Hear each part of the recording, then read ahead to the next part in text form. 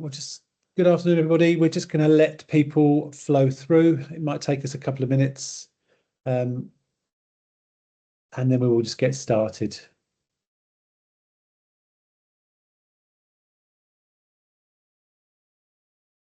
Brilliant. I can still see people coming through. We are recording the events, and everyone will get a copy of the recording afterwards as well. Just let the next few come in, and then I shall get started.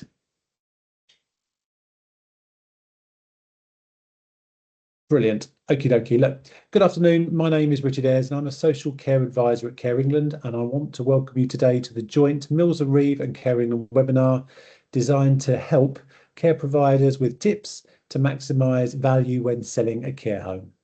So we're delighted to be joined by Paul and Kim, a partner and principal associate for Mills and Reeve, who will introduce themselves shortly and take us through the necessary preparation to secure optimal value and ensure a seamless transaction, as well as outlining and exploring practical steps and strategies to maximise value through effective sale preparation, robust vendor due diligence, and a well-structured auction process.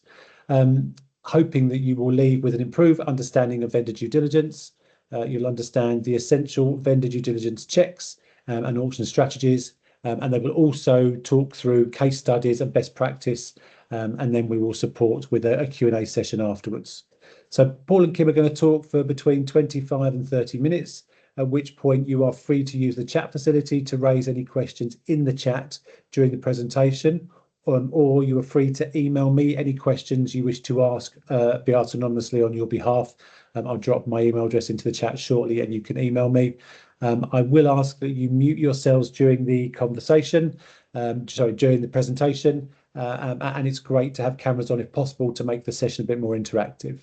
After the panel have finished speaking, I will open the floor to anyone who wants to raise their hand and ask a question to the panel directly, or we'll address the questions that came in via the Q&A. We are recording the event, and there are some slides, so we'll make sure that a copy of the recording slides and any FAQ we don't get to are sent to you within hopefully about 48 hours of the event. So without further ado, please let me hand over to Paul and Kim, who will introduce themselves today. Paul. Thank you, Richard. And first off, thank you for having us, and to the wider Care England team for putting this session on. It's on behalf of Kim and I, we're delighted to be here to present to you today. And just do some quick introductions from me. So I'm Paul Kravosik. I'm a partner at Mills and Reeve. I'm a corporate lawyer by trade. I've been acting in the health and care space for the last 15 years, acting for everyone from private equity houses to large corporates to family-owned businesses. So that's a bit about me. Kim? Hi, everyone. Thanks for joining today. My name is Kim. I'm a principal associate in the corporate team at M&R. I've been at M&R for around 6 years, but I've been practicing for over 12 years now. I specialise in M&A within the health and care sector, and in particular care homes, advising on both buy side and sell side. And thanks, Kim. And for those that aren't familiar with Mills and Reeve, very quickly, we are a top 50 law firm. We're the largest law firm in the country that doesn't have an international outpost. We have well over 100 lawyers working on nothing but health and care M&A transactions. So we're full service, and we can offer all sorts of support to sellers of care homes. So Kim, I know you've got the slides. Do you want to share them, and then we will go through them? Yeah. As Richard said today, obviously the training is a lot around diligence and vendor due diligence, and how that can interact with maximising value in your care home sales, or at the very least preserving value in your sales. I appreciate that we've probably got varying experiences on the call, from people who perhaps have been through M&A processes before to people who have never done it before. So we thought it would be helpful to level the playing field a little bit, and go through some definitions. We're lawyers, so we love definitions of things that we're going to be talking about today. So the first one is due diligence. What is due diligence? So normally that is a thorough investigation that's carried out on a business or the company or assets that's looking to identify potential risks and issues, and normally before making a decision to proceed with the transaction. So if you think about it, it's a bit like the buyer coming around and kicking the tires on the business or the assets just to make sure that there's nothing wrong with them. Vendor due diligence, on the other hand, is when the seller will commission its own lawyers to go in and do diligence on the company or the assets that it's looking to sell, and that information is then shared with potential bidders or buyers for the business. And it's got a question there. What is the difference between DD and vendor DD? You can probably tell from my answer. Due diligence is normally carried out by the buyers, whereas vendor due diligence is normally carried out by the sellers. So how do you do your due diligence? How does one do that? So 3 and 4 actually perhaps the wrong way around. So ordinarily you will receive what is called a due diligence questionnaire, or you might hear the acronym DDQ, or IRL, which stands for Information Request List, which will have a variety of questions touching all aspects of your care home business, where information is meant to be confirmed or collated with supporting documents, and all of that information is then normally uploaded to what is called a virtual data room. And a virtual data room is essentially a document repository that's available online, where all of your answers, all of your confirmations, and all of your supporting documents are made available to a buyer or bidders to be able to carry out their diligence process. Next on the list is bilateral sales. So that is normally a deal negotiated between 2 parties, in each case a seller and one seller and one buyer, and then you will negotiate your sale with that particular buyer. Whereas an auction sale, number 6, is a sale process where you're essentially negotiating with multiple buyers, in the hope that one of those offers or bids will then proceed to a preferred bidder, and ultimately a buyer will be identified for you then to go off and sell your business. So that's the difference between bilateral and auction, which we'll touch on we'll go into more depth on what that is later on in the session. And then finally, scope. You'll hear, and for those that have instructed lawyers before, you've probably heard of this before, what is in scope and what is out of scope. In the context of due diligence, scope is normally what is agreed with your lawyer, what they're going to look at, what is in scope. And by definition, what's in scope is therefore anything else falls outside of scope. So we're talking about the scope of the diligence review that is carried out. And that is essentially a whistle-stop tour of the key terms that we're going to be discussing today. So where do we start? Well, with due diligence, it's all in the prep. It's all in the preparation, whether you're doing a vendor due diligence exercise or whether a buyer's doing a due diligence exercise and you're collating the information for them.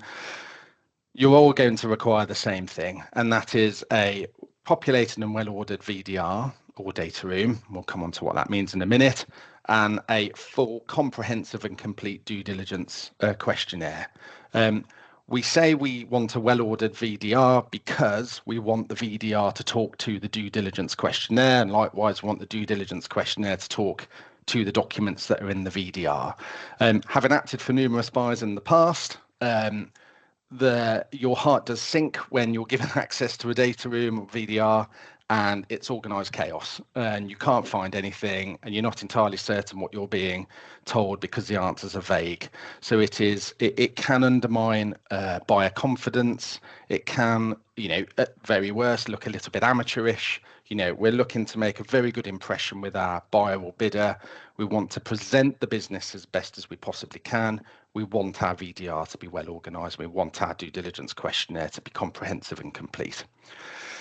Obviously, the due diligence questionnaire is going to be a key focus, and the VDR and the documents are also going to be a key focus for the buyer. But clearly, you're going to want to be looking at making sure that you have got it absolutely nailed on the key sensitive areas of your business we've got three there: real estate for care homes, real estate, regulator, and employment.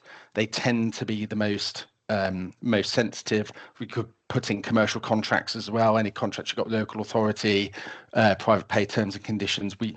Buyers are really going to be looking at that. They're probably, if you're a single site, small care home operation, things like intellectual property are unlikely to be high on the priority list for any buyer. So it's making sure that you are, and if you're well advised, looking at the key areas and making sure that they are as comprehensively answered as possible.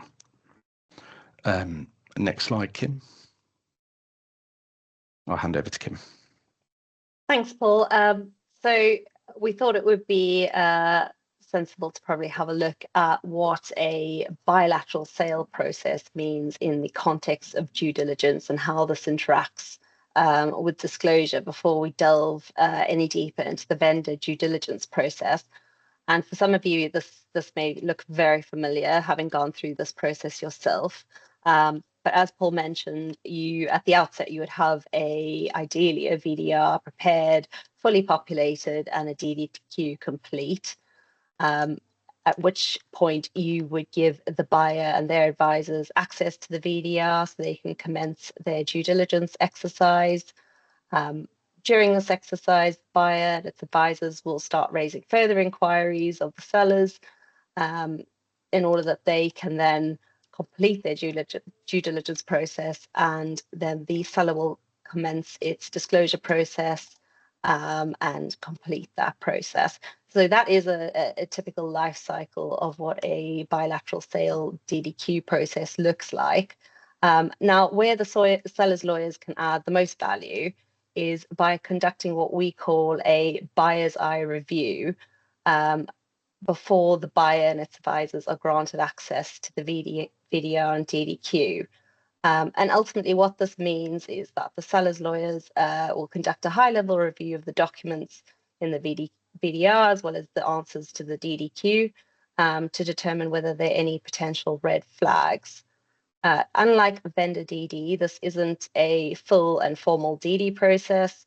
There's no written report at the end, and no findings will be shared with the buyer or their advisors. But it really just serves as a useful tool for sellers to get ahead of any potential issues that the buyers may later down the line detect. So the scope of this review can really be limited, and you can limit it to really fundamental areas that will be of interest to the buyer.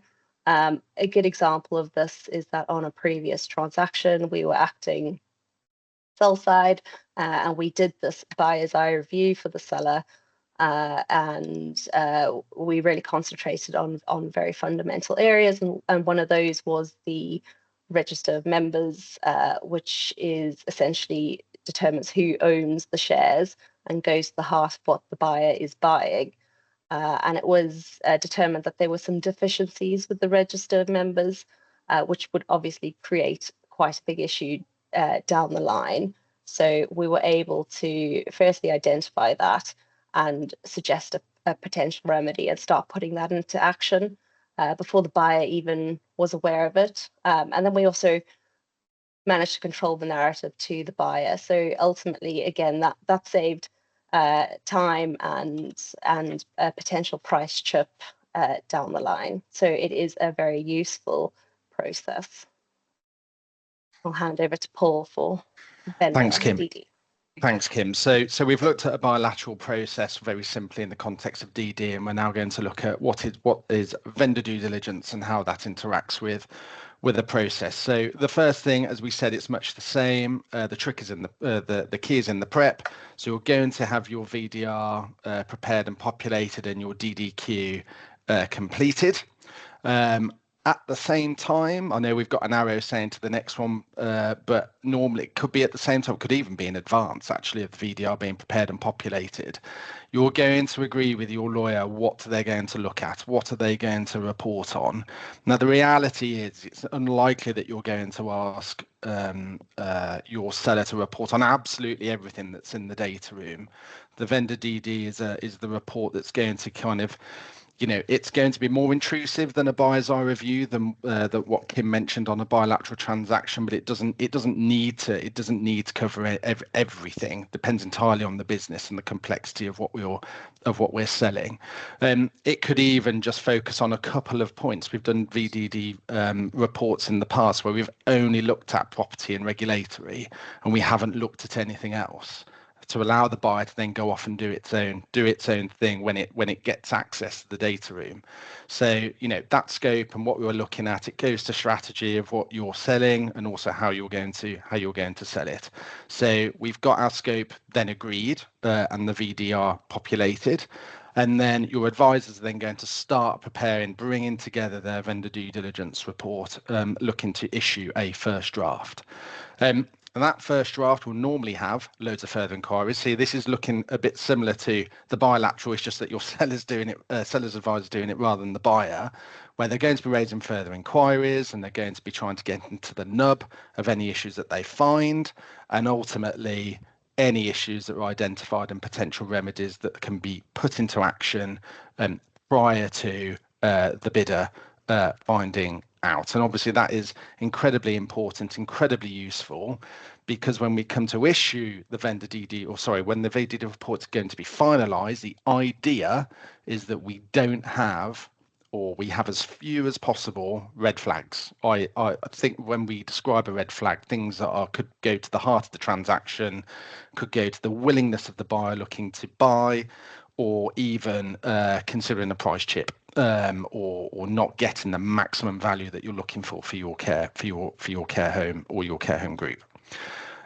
So once those red flags have been almost, you'd hope, eradicated, and or whatever is left is reportable, the vendor DD report is normally then shared with bidders, and bidders are given access to the data room to then go off and review both, and then to the extent they need to do what they call top-up DD, so any additional due diligence that they need to undertake. So now that we've taken you through what a typical bilateral and vendor due diligence process looks like, we've listed out some of the areas some pros and cons that you may want to consider when you are thinking of diving into a VDD process. So starting with cons, obviously cost is hugely important, and costs can be high, both on the advisor and the operational side, and I'll come to the operational side in a bit. On the advisor side, there's obviously ways of mitigating this cost. So ultimately, you can have a very narrow, focused and targeted VDD scope. And where we've seen that work really well is on a care home asset sale, for example. And there's only been a vendor due diligence on the real estate and the regulatory, because that is mostly what the buyer is interested in and concerned about. So you can really ensure that that scope is as narrow as possible, or else, and we've seen this as well used, as that there's just no VDD report at all. So it really depends on the nature of your transaction. It's hugely important that you have enough resource to dedicate to the VDD process. This can actually end up being a full-time job in itself, and takes people away from the day job. So that is a cost operationally, but whether you actually have that availability of resource so that people can dedicate full amounts of their time to that process. VDD is time consuming. It doesn't obviously run simultaneously with negotiating the main transaction documents. So it starts well ahead of that process, and can range anywhere from 6 weeks to 6 months.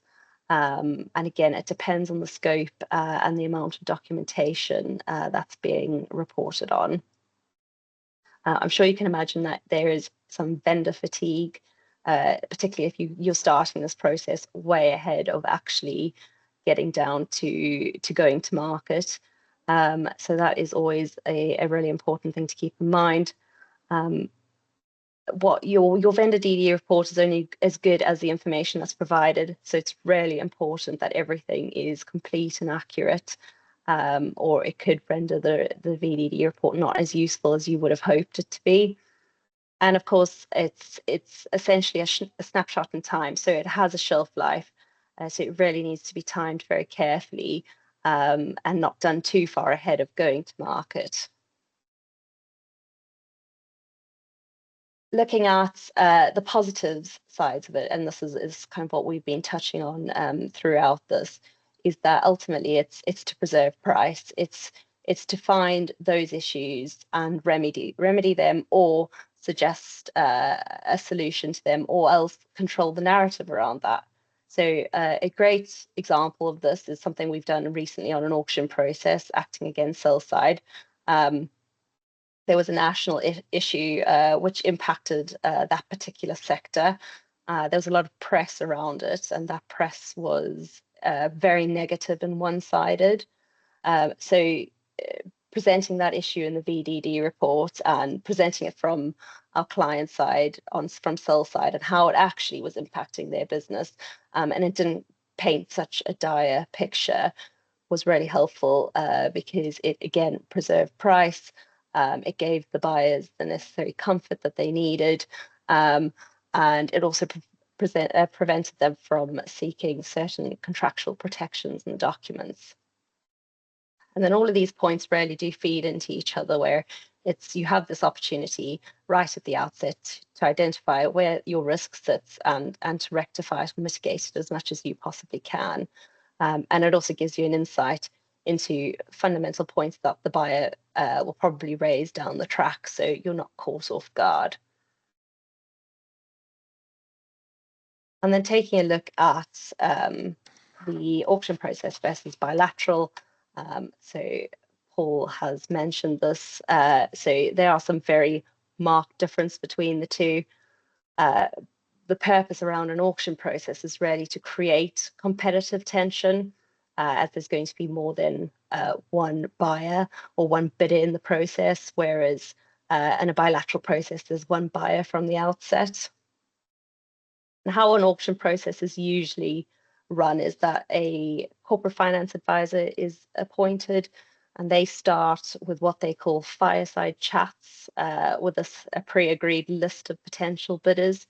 And a teaser will be given to these bidders on a no-name basis. Once these bidders have expressed interest, they enter into a confidentiality agreement, and then the process kicks off. It's often a two-stage process, and that totally depends on the type of transaction, but usually it is. And in the first stage, the the bidders receive very limited information. It's normally financial information, and they submit initial bids. Then after that, the seller will select certain bidders to move through to the second stage, at which point they are granted access to the data room, and the vendor due diligence report is shared with them, and they then submit their final bids, and the seller will decide which bidder they want to move forward with. Of course, on the bilateral process, as I previously mentioned, the DD process and the negotiation of the documents is all happening at the same time. You, of course, don't have that two-step process because you've got to select a buyer from the outset. So it is a much quicker, more efficient process. So what we are currently seeing in the market, we've definitely seen an uptick in auction processes, but that really depends on the profile of the target group and the buyer. So, single site care homes, it might be just, if you're selling a single site care home, it might maybe disproportionate to launch into an auction process. Whereas a group with lots of companies, that may be more appropriate. We've also seen a lot of activity and interest around complex care with much higher multiples, because obviously the contract rates are higher. So that creates a great situation for an auction process where it is really competitive and can drive the price up. the only thing I'd add to that, and Kim's absolutely right. You might get a single site care home, but the valuations themselves might might dictate that an auction process might be more favourable to, particularly with the buyers that you might be targeting. So you can have obviously a single site care home that has multiple services, but you're looking for looking at enterprise value or sale price of 20, 30, 40 million plus. So, for those, an auction may be appropriate, certainly even an auction with vendor DD. And a lot of that sometimes will be dictated by whether you're looking to sell to private equity, or if you're looking to sell to trade. I mean, the key difference there is that private equity doesn't tend to have a kind of, well, this is a sweeping generalization, but might not necessarily have a full intricate understanding of the sector or the business that you're operating, whereas trade perhaps has a better understanding of that. So there's less education that is needed to be provided to a trade buyer compared to a PE house. So, and there's also expectations as well. Sometimes PE will expect a level of vendor due diligence, whereas trade perhaps might not. Again, it's a bit of a sweeping generalization, but I suppose the whole point here is that what we're seeing in the market is good assets coming to the market, and they are. Which is really encouraging after a bit of a sticky 24 and 25, and as Kim said, we're seeing more complex care, more higher acuity, commanding a lot more attention, and just seem to be a lot more desirable assets, primarily because of probably the contract values that they bring with them. Whereas you've got other areas of care, where it's proven to be a lot more challenging, and there are fewer either consolidators or buyers that are looking to acquire in those sectors. So that kind of broadly explains why we're seeing a lot more auction process perhaps at the moment.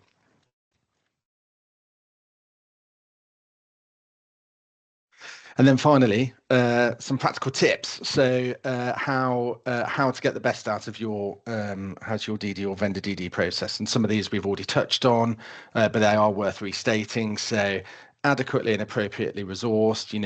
We've seen buyers and sellers try to keep what they call people inside the tent. I'll try not to use that phrase again, but basically the people that are in the know on the deal, probably because of the second point around confidentiality. It's absolutely understandable that you won't want perhaps everyone to know that you're selling. You fear that might unsettle staff, it might unsettle resident service users, what have you. So it's important to kind of keep the circle tight, but then at the same time not leave it to just one person that has be almost the kind of bottleneck, or it be all on them to go off and get all of this information. So because that can have an impact on time scales, it can have an impact on the quality of information that you're getting, to make sure that your DD or your vendor due diligence process is as comprehensive as possible. But of course, we understand that confidentiality for a lot of people is key, notwithstanding any confidentiality obligations you've already got your employees to sign up to. There's also always the availability of non-disclosure agreements, or even to financially incentivize people to kind of help you out. We tend to see that certainly towards the top end of the market, where that's perhaps a bit more of a consideration. So there are ways and methods and strategies to kind of getting the right people inside. I said I wouldn't use that phrase anymore. So get them inside the circle to make sure you're getting all the information you can. The next one's good advisors. Probably should be number one, really. So making sure that you are choosing advisors, whether seller or buyer, that is familiar with this sector. And we can speak from almost bitter experience when we're either buy side or even sell side, where the other party has chosen a law firm or a lawyer that perhaps did their will for them 10 years ago, or bought their house for them, or something like that, who is then going to now sell their business for them. I can't stress enough, it is not the same thing. And it does cause added complications to your deal. It will cause added complications to your timeline. At the worst, it will, they won't be able to advise you on the things we've talked about, the buyer's eye review, talking about vendor DD. Some of these people won't even have heard of vendor DD. So, it is important that you get people that fully understand this sector. Having a well-populated VDR and accurate, up-to-date information, I think that probably does exactly what it says on the tin. I think we've been through why that is important from a due diligence perspective, and also the remedying of issues. Bottom line, it's better that your advisor, as a seller, your seller advisor sees and is able to try and sort those issues out prior to giving the buyer the information. We don't want buyer A assuming their own, they're assuming the worst, and B, we don't want them to price chip. So, let's get those things remedied now before you go to market. Being open and honest, that's not to be insulting in any way, but the whole point is kind of, you have to get all of the particularly to your own advisors, get all of the information over to them. Don't be ashamed, don't hide anything. If we don't know, we can't act on it. And a lot of we have seen certain circumstances where perhaps we're not being told all of the information, and that can have a detrimental impact on the transaction. And at worst, it can completely erode buyer confidence and buyer willingness to buy the business. And then finally, providing as much information as possible, kind of linked in with that, give over as much of the due diligence as you can. Sellers advisors will, as they're building the data, and will normally go through everything to make sure that what is being provided is required and reasonable. Not every, it's all about building the data in properly. Not everything might need to be uploaded and shared with the buyer, but it's just making sure that we have the opportunity to do that by having all of the information rather than not. So a few practical tips there for you to consider. And I think that's the end of our slides. So we're happy to take any questions that anybody might have. Thank you both, Paul and Kim. That's great. Would you be able to take the slides down for us? Is that okay? Thank you both. That's incredibly helpful and very insightful as an overview, and particularly in setting out kind of why preparation data, quality of images are so critical to kind of maximise sale value. And you covered a lot of ground there. Risks and practical considerations for providers to transact well, gain the upper hand. I'd kind of say, to being informed, being well prepared is to kind of put you in a more advantageous situation, I would suggest. We're now going to move into the Q&A, and I have a few questions that have come through. So please, just to anyone listening, if you want to raise your hand, this is the time to do it. If you want to put a question in the chat, please do so. And if you want to raise a question via email in confidence, and I'll raise it on your behalf anonymously, I'm very happy to do so. I've had a couple of those come through already. I can see I have got a hand up already. Oh, it's gone down. I've got a couple of quick questions. Just before while we're waiting for hands and questions, you mentioned price chip a couple of times. Do you want to just explain what a price chip is? Yeah, sure. Kim, do you want me to do that, or do you want to wade in?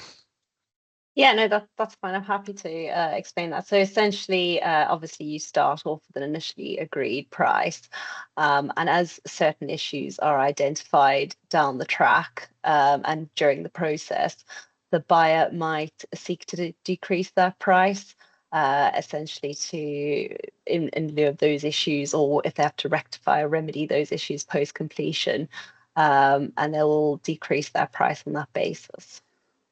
Fantastic. Thank you very much. Now, I have got a hand gone up, and I'm having some technology challenges, so I'm going to go to Costina. Yes, hello. I just wanted to ask, because I've been not long ago through the transaction when I was in the position of buying, but the transaction went into completion with private arrangement between me and the seller.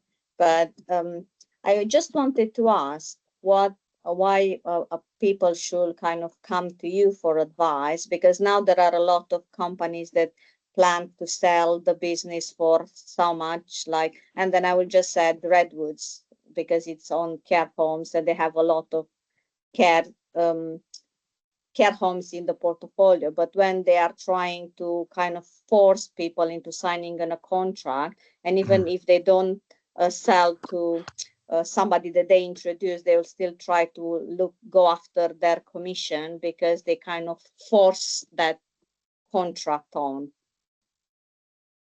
Okay, so I think I think Redwoods are a broker, aren't they? Who will have advertised that care home to you. Presumably, you'd have made an offer to acquire it. Am I right? Yeah.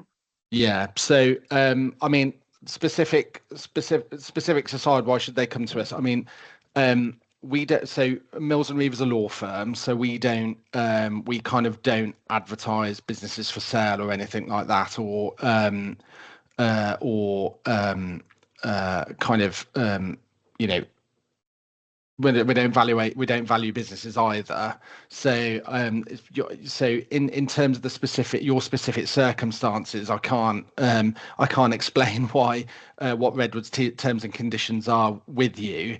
All I can say from our point of view is that it's important that you do choose, and I know from this would have been your sellers consideration, choosing people who are familiar with the sector and know how to market businesses and also how to advise on the legal aspects. That's where Mills and Reeve come in. That's where we would come in, and you would work with me and Kim or others on that negotiation. But I mean, I'm happy to take your question offline if there's any specific advice we can give you on that. But in terms of us, we don't get involved in brokering or share valuations.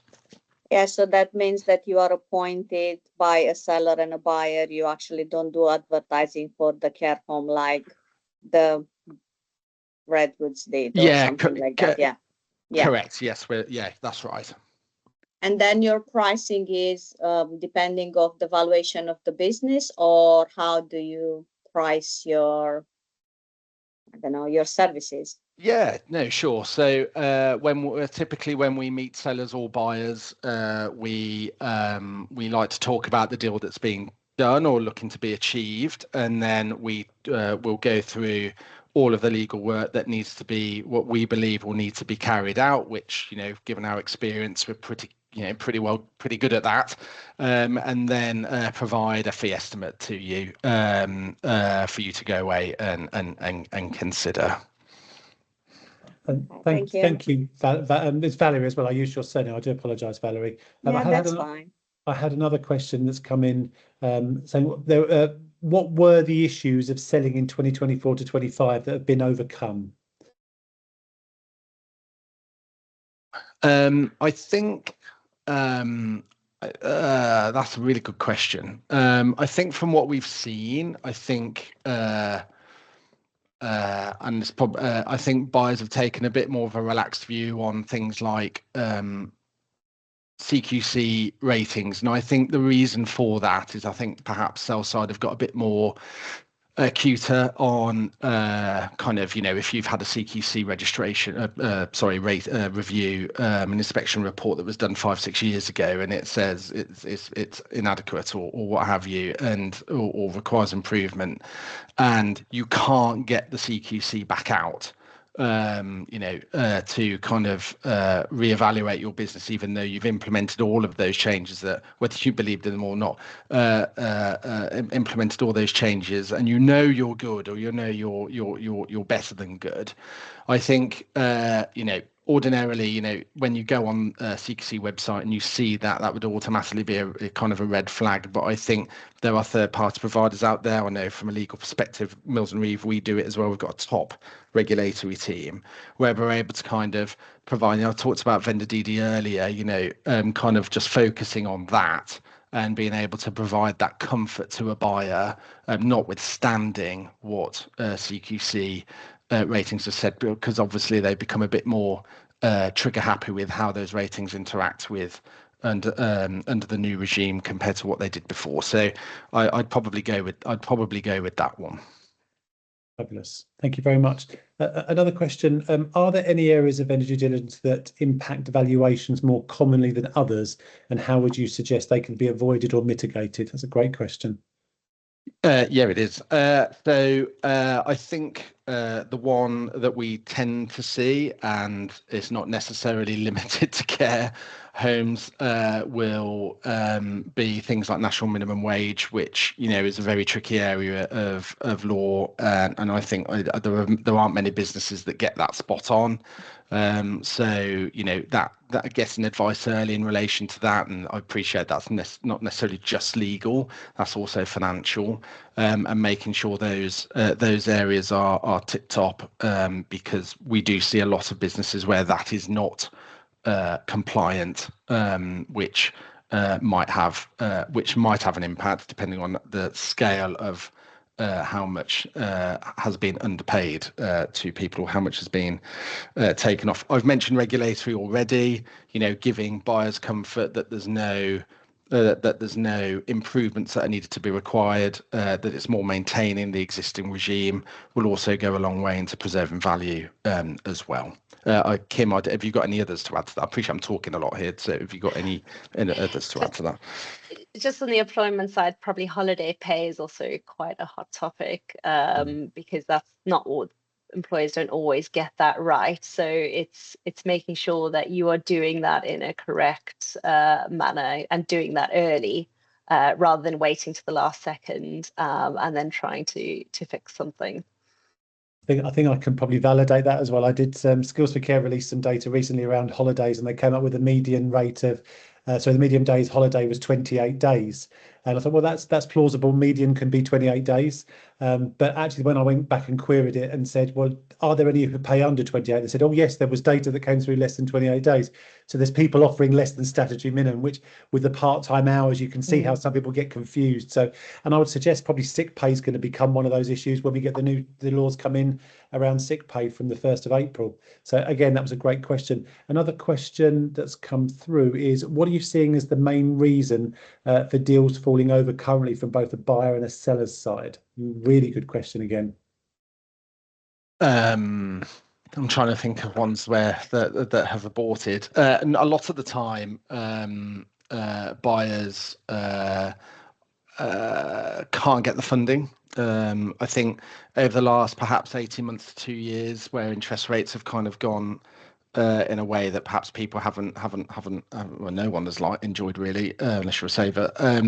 So I think that's been a challenge for buyers, especially private equity, to come in, and because a lot of that will be a mixture of equity and debt. So I think that was a struggle. I think that's kind of become a bit more accepted now, and I don't think that's necessarily a hurdle that has been difficult to get over, but then I know we're probably straying beyond the scope of this, but kind of like a lot of deals that have fallen over in the last 12 to 18 months that we've been involved in is because PE houses have failed to reach an agreement with management on equity terms. So kind of how much they're also going to invest in the business as well alongside them. So that's been things that we've seen, not necessarily down to the business itself, nothing at the fault of that, but the kind of the profile of the buyer and what they're looking for.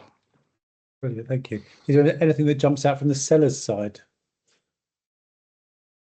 I'm really struggling to think of something that we haven't already mentioned. Okay. I think probably just a willingness to sell for the price. We have seen failed auction processes. We know of failed auction processes where sellers' expectations are X and there has not been a bid that has either got close to that, and therefore they don't want to sell because they believe in the value that they've got. That will always be market dynamics. That was a very key 2 years, 18 months ago. Those expectations are now narrowing a little bit, and those valuation expectations are narrowing. But yeah, I think bottom line, if a seller doesn't want to go through with it, will be because they're not getting the price they want. And I'd say probably a lot of this is that you're coming up with hurdles all the time, but you're managing to negotiate and mitigate around them through part of the transaction. Absolutely. Have you got any specific hurdles for historic properties? So maybe properties with a historical interest or protected properties. I think that's where the question comes from. Kim, do you want to wade in, or do you want me to pick that one up? I'll let you pick this one up, Paul. So the first caveat is I'm not a property lawyer, and so I think what we're finding is we do see the odd grade 2 listed building, or we do find kind of a big portfolio of land registry titles within the grounds of the property that's being sold. So sometimes there is some legal work, and again, it's the benefit of kind of doing DD at the beginning, or getting, or it's all in the prep, is having a look at that early. Is there a possibility that we might need to carve that title out of the main title, so we're only selling the bit of land that we've got, or do we, and are there any other rights of way that we need to preserve because we're only selling one site and we've got another site next door that we still need to have access to. But what we're seeing a lot, I suppose, or what I'm seeing a lot of in the last 12 months, certainly, is a lot of purpose-built care homes, and they themselves come along with their own challenges, certainly when it comes to construction due diligence and collateral warranties, and are you still, is the structure still sound, and if it's not, then what legal remedies will the buyer have, and getting those assigned over if it's an asset deal. So we're seeing a lot more of that kind of hot topic rather than older buildings, which obviously come with their own legal limitations and only what things that you can do to them. Fantastic. And there's another one here which is probably not within your sort of remit so much, but what's the general trend on multiples post-COVID?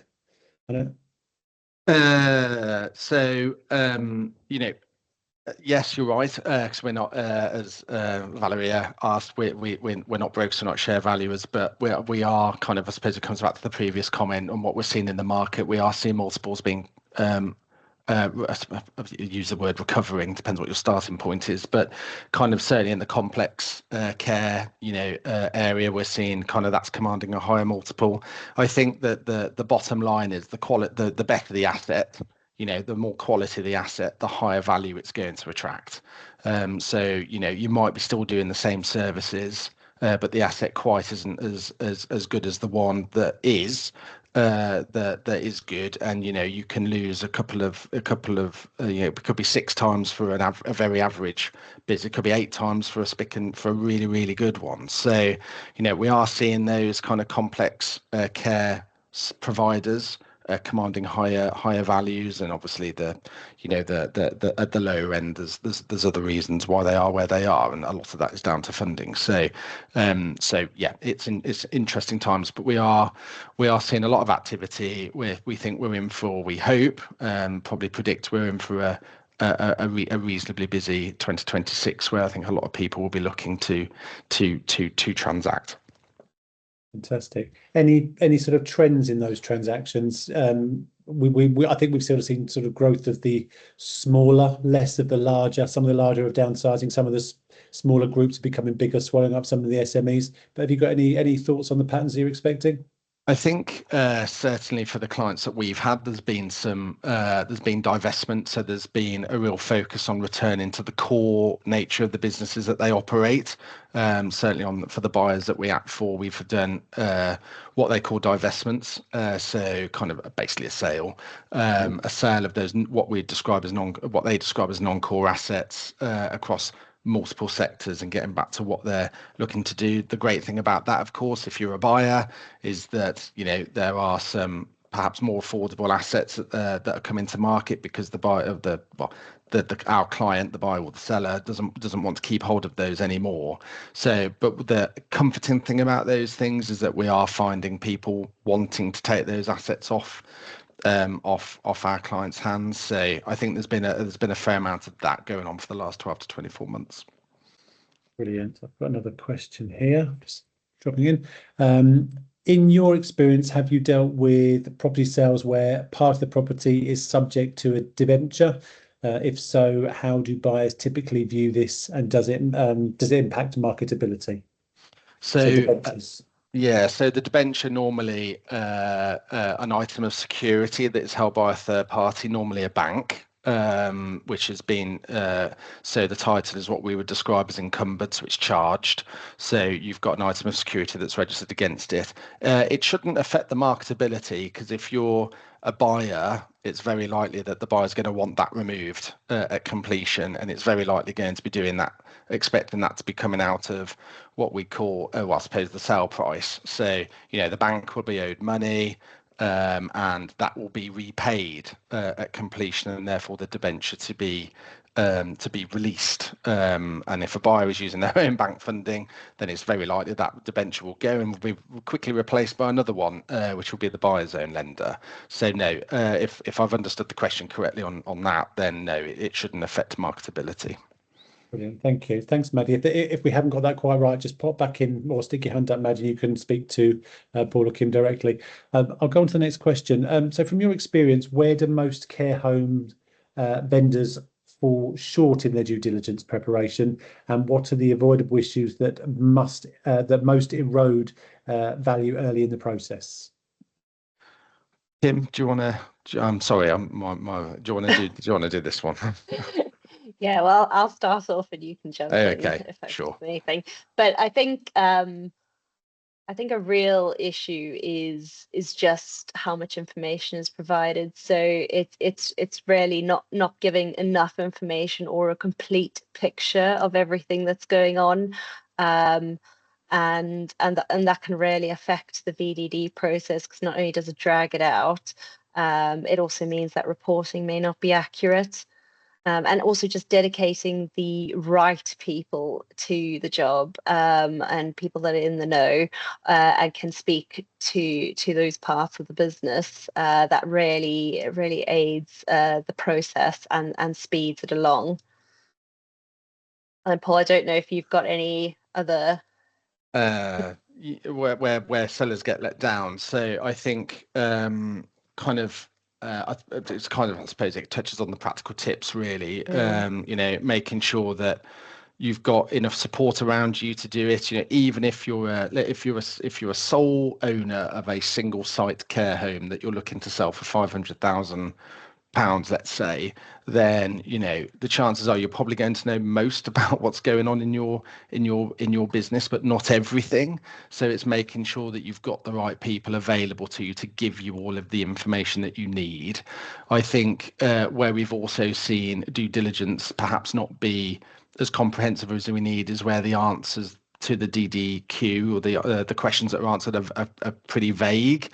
They don't really tell us anything. They're not, or they're, or you can, sometimes it's not hard to tell who's kind of really invested the time into do it and who's kind of given it a once through, a cursory glance over. So I think, and what we say to sellers when we speak to them is that due diligence is one of the, it's one of the most intense times on the deal transaction. It's where pretty much everything rests on you to go and get all the information for then the transaction to proceed. So it can't be taken lightly. It is important, but and we as a team, we're there to help you along that road, because we do understand how intense it is. So that's where we see them. That's where we see sellers fall down the most, I'd say. Brilliant. So I'm just trying to monitor all the different screens for the questions. How should providers balance the cost and time involved in vendor due diligence with potential uplift in sale value? And are there any specific areas where early investment most reliably pays returns? Good question.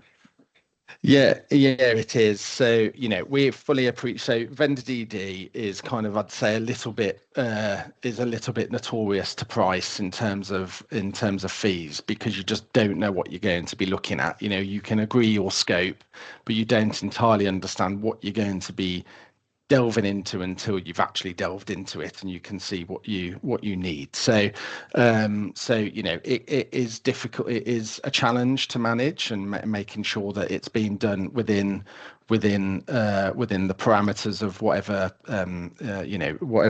sellers' expectations are. The one thing I'd say is that vendor, as we said earlier, vendor DD doesn't suit every transaction. If you're you know, we gave a couple examples in the training, I suppose, and going back to my single-hander £500,000 care home, vendor DD is almost certainly perhaps not going to be appropriate for that kind of transaction, because the cost is probably going to be completely disproportionate to the consideration and the ultimate kind of, you know, what you're going to be receiving in return. So, you know, there are natural processes, natural M&A processes where it just won't be. It probably just won't be considered, and then you get into the, well, actually it might be useful, where we're selling for a higher value, and we want to look at certain areas like regulatory and property, as we've mentioned before. You know, the two really key areas of care home businesses and care home sales. So, you know, those things early can really help with value, can really help with maintaining value. And then, of course, yeah, I think the other thing to say is on vendor DD, what we do see is the costs of that report that is prepared and shared with bidders or your preferred bidder being split. Or at least if you're in a very competitive process, you can get the buyer to pay for the whole thing. So, you know, that does help. That does help massively, where you might have spent a significant sum and the buyer wants reliance of the report, and therefore in return for that you can say, well, okay, if you're going to rely on it, then we want you to pay our costs. But what we're seeing in the market at the moment, that tends to be shared 50-50.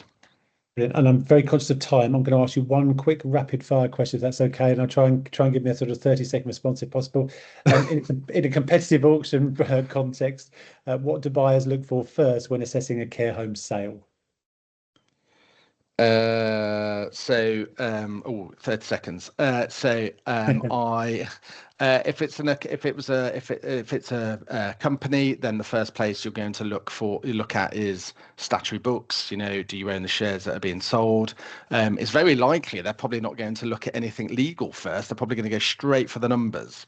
To see, how much, what's his turning over, what's his profitability, what's its EBITDA, what do the numbers stack up, and very reasonably, what offer are we going to make on that? So, typically I'd say probably the numbers before anything legal. But if it's legal, I'll go straight to the stat books.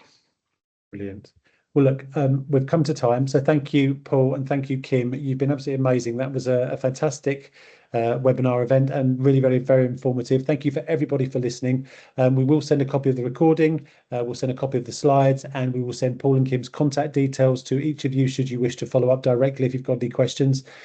Just a huge thank you to you both, and thank you very much for joining today. Thank you. Thanks, Richard. Thanks for having us. Thanks so much. Thanks all. Bye. Bye.